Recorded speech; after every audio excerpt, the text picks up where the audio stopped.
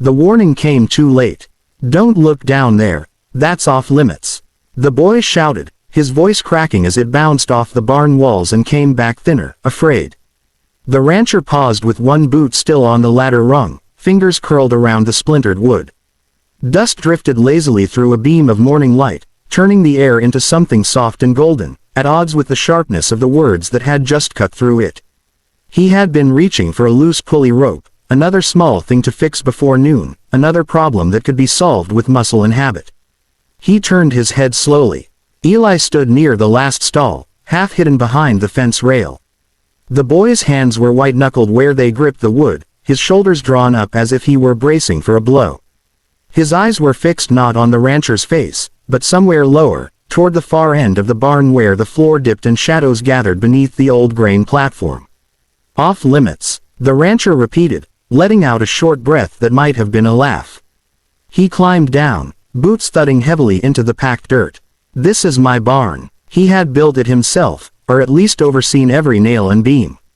He knew its smells and sounds the way a man knows his own body, the sweet rot of hay, the sour iron of old tools, the low shifting noises animals made when they thought no one was listening. There were no mysteries here. No secrets. Eli swallowed. "Pa said." "I don't care what your pa said." The rancher wiped his hands on his jeans and started walking. "You boys spend too much time spooking each other." With each step, the light changed. The farther he moved from the open doors, the darker the barn became, the air cooler, heavier. The animals sensed it before he did. A horse stamped once in its stall. A cow snorted, uneasy. The usual background noises, the creak of leather, the clink of chains, seemed to thin out, as if the barn itself were holding its breath. "Sir," Eli said, following despite himself. "Please. They said if you ever looked, it'd get bad." The rancher stopped near the grain platform. Up close, it looked older than the rest of the barn, its boards darker, swollen from years of moisture. A square outline was visible in the floor, just noticeable if you knew where to look. At its center sat an iron ring, rusted almost black. He stared at it longer than he meant to. A prickle crept up the back of his neck, an instinct he hadn't felt since he was a younger man riding unfamiliar land. He pushed the feeling down. Fear was for men who didn't own what stood beneath their feet. "What's under here?" he asked. Eli shook his head quickly. "I don't know, I swear. Pa just. He said it was done a long time ago. Before you bought the place. But then Mr. Hale said, that'll do." The rancher knelt, ignoring the way the boy's voice broke. He slipped a finger through the iron ring. It was colder than he expected. When he pulled, the door resisted, then gave with a long, complaining groan. The sound echoed, loud and wrong, scraping along the rafters like a warning.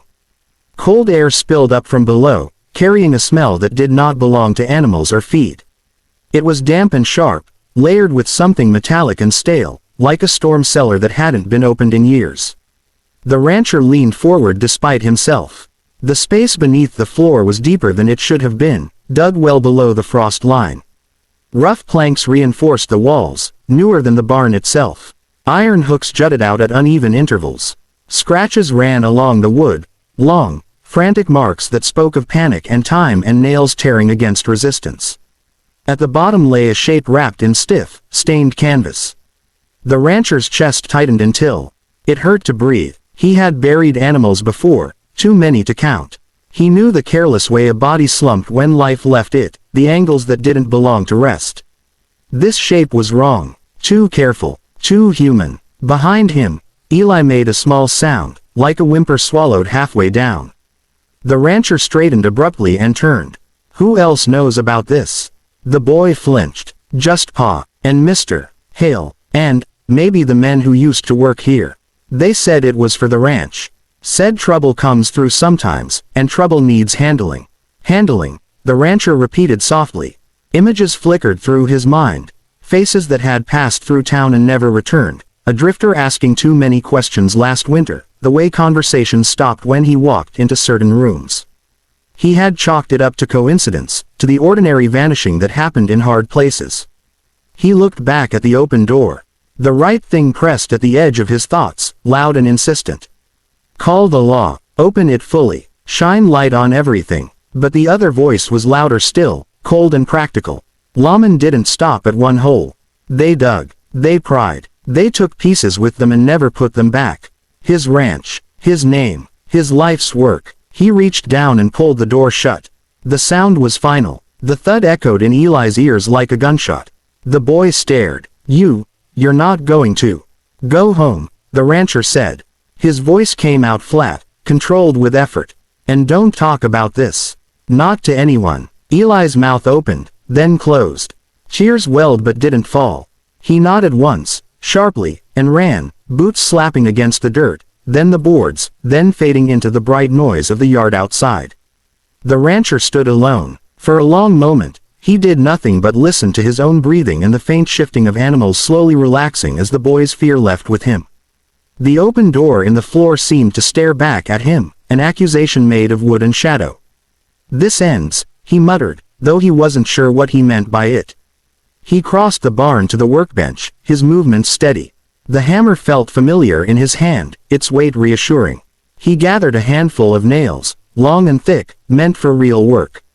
When he knelt again, his hands did not shake. Each nail went in clean, driven home with practiced strikes. The sound rang through the barn, sharp and rhythmic.